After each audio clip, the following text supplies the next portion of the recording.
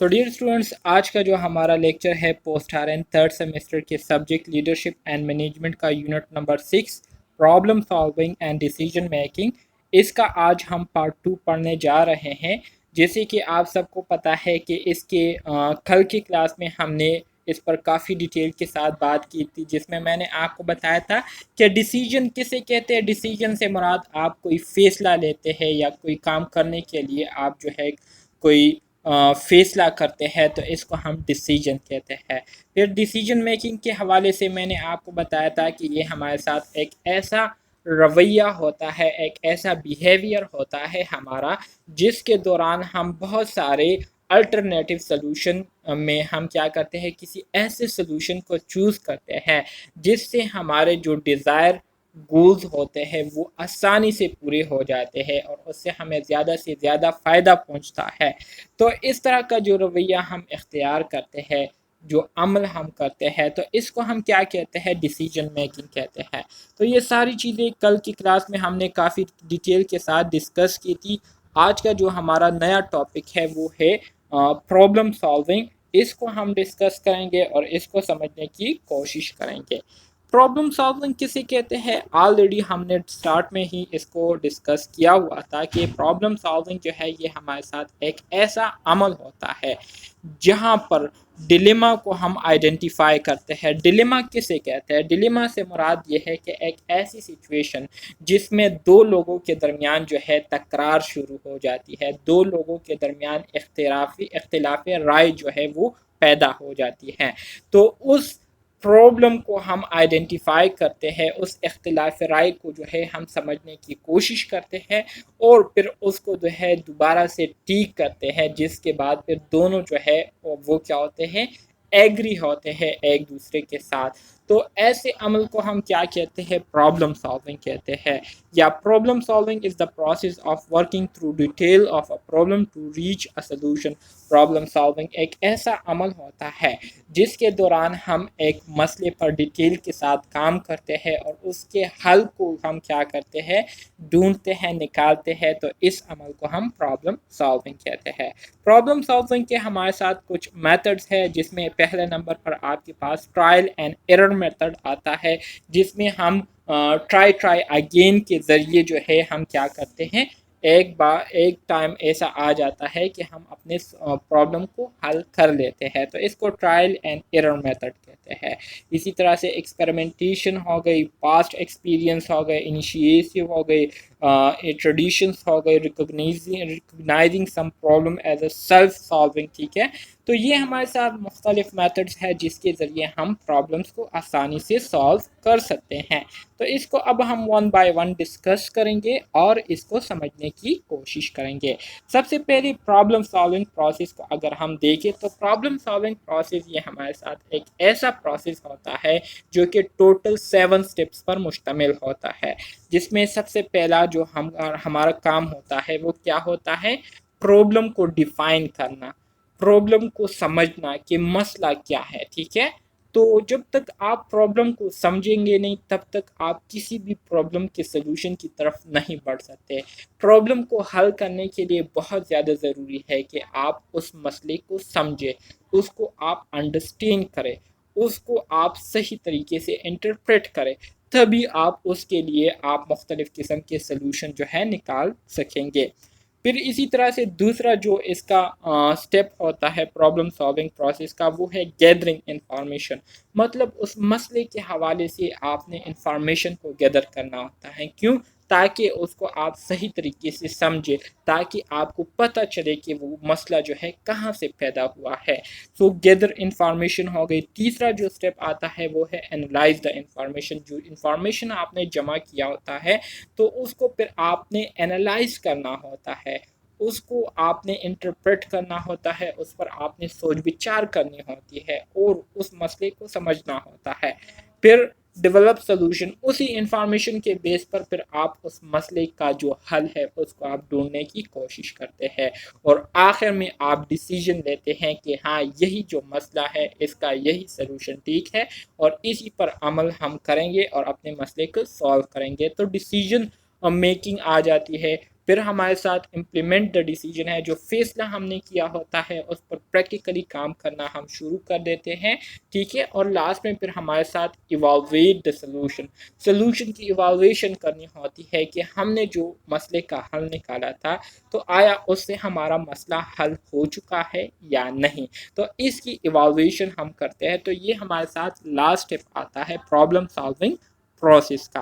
Clear ہے؟ اچھا جی، very good. Group problem solving کسے کہتے ہیں؟ Traditionally manager solve most problems in isolation.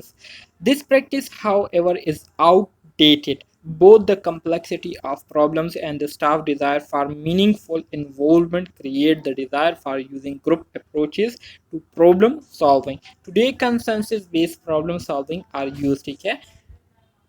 عام طور پر اگر روٹینلی ہم دیکھیں تو مینیجر جو ہے زیادہ تر جو مسائل ہوتے ہیں اس کو خود جو ہے ہینڈل کرتے ہیں اور اس کو اکیلے ہی سالو کرنے کی کوشش کرتے ہیں. لیکن یہ والا جو عمل ہے یہ آج کل بہت زیادہ اولڈ فیشن ہو چکا ہے. آج کل اس کا ٹرینڈ نہیں ہے. آج کل جو ہمارے ساتھ جو بہت زیادہ ان ہے، ٹھیک ہے، وہ ہمارے ساتھ گروپ پرابلم سالونگ اپروچ ہے، مطلب میتھڈ ہے. اس میں کیا ہوتا ہے، اس میں مینیجر اپنے ساتھ جو سٹاف ممبرس ہوتے ہیں ان کو اپنے ساتھ انوالو کرتے ہیں مختلف پرابلم کے حوالے سے سلوشن نکالنے کے لیے. اور اسی طرح سے پھر اچھا جی اذان ہو رہی ہے. پرابلم سالونگ کے حوالے سے میں السلام علیکم سر. وعلیکم السلام. اوکے، تو ہم اپنی کلاس کی طرف واپس آ جاتے ہیں. گروپ پرابلم سالونگ کے حوالے سے میں آپ کو یہ کہہ رہا تھا کہ جو گروپ پرابلم سالونگ ہے تو نارملی جو ایچ آر ہوا کرتے تھے، مینیجرز ہوا کرتے تھے، تو وہ اکیلے ہی پرابلمس کو سالو کرتے تھے. لیکن آج کل یہ جو میتھڈ ہے یہ بہت اولڈ فیشن ہو چکا ہے. آج کل پرابلم سالو کرنے کا جو بہت ان میتھڈ ہے، بہت زیادہ جس کو فالو کیا جاتا ہے، وہ یہی ہوتا ہے کہ مینیجر اپنے ساتھ سٹاف ممبرس کو انوالو کر کے مختلف پرابلم کے حوالے سے کیا کرتے ہیں، ڈسکشن کرتے ہیں اور اس پرابلم کے لیے جو ہے پراپر اپروپریٹ سلوشن جو ہے وہ فائنڈ آؤٹ کرتے ہیں. تو اس طرح کی جو میتھڈ ہوتا ہے جس میں گروپ کے فارم میں لوگ بیٹھ کر کیا کرتے ہیں، پرابلم کو سالو کرنے کی کوشش کرتے ہیں، تو اس کو گروپ پرابلم سالونگ اپروچ کہتے ہیں. پھر advantages of group problem solving کے فائدے کیا ہوتے ہیں؟ اس کے فائدے یہ ہے کہ group collectively have greater knowledge and information than any single member. جب آپ گروپ کے فارم میں کسی مسئلے کو حل کرتے ہیں تو گروپ میں آپ کے پاس ایسے لوگ بھی ہوں گے جن کے پاس ایکسپیرینس زیادہ ہوں گی، جن کے پاس نالج زیادہ ہوں گی.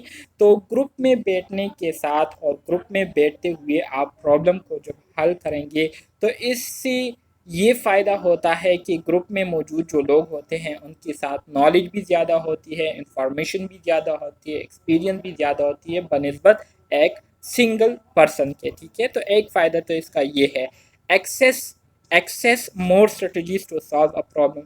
بہت سارے لوگ گروپ میں بیٹھے ہوئے ہیں تو ہر ایک بندے کے ساتھ ایک الگ الگ جو ہے طریقہ ہوتا ہے مسئلے کو حل کرنے کا، الگ الگ آئیڈیاز ہوتے ہیں ان کے ساتھ. تو دوسرا فائدہ اس کا یہ ہے کہ گروپ پرابلم سالونگ کے ذریعے ہمیں بہت سارے اسٹریٹجیز جو ہے وہ مل جاتے ہیں پرابلمس کو سالو کرنے کے. تیسرا طریقہ یہ ہے کہ under the right circumstances and with appropriate leadership group can deal with more complex problems than a single individual. جب ہم گروپ کے فارم میں کیا کرتے ہیں، جب ہم گروپ کے فارم میں پرابلمس کو سالو کرنے کی کوشش کرتے ہیں تو اس سے فائدہ ہمیں یہ ہوتا ہے کہ اپروپریٹ لیڈرشپ کے موجودگی میں ہم بہت سارے پیچیدہ مسائل کو آسانی کے ساتھ حل کر لیتے ہیں جو کہ اکیلے میں ایک بندہ اس کو نہیں کر سکتا. اسی طرح سے individual tend to depend on a small number of familiar strategies. A group is more likely to try several approaches. ٹھیک ہے، انڈیویجولی جب آپ کسی مسئلے کو حل کرتے ہیں تو اس کے لیے آپ کے پاس ایک یا دو طریقے ہوں گے، لیکن جب آپ گروپ میں مل کر کیا کرتے ہیں، پرابلم کو حل کرنے کی کوشش کرتے ہیں تو بہت سارے لوگ ہوتے ہیں، ہر ایک بندے کے پاس الگ الگ آئیڈیاز ہوتے ہیں. تو اس طرح سے آسانی سے جو ہے آپ بیسٹ آئیڈیا کو چوز کر کے اس کے ذریعے آپ پرابلم کو سالو کر لیتے ہیں. تو یہ سارے کیا ہے ایڈوانٹیجز ہے گروپ پرابلم سالونگ کے.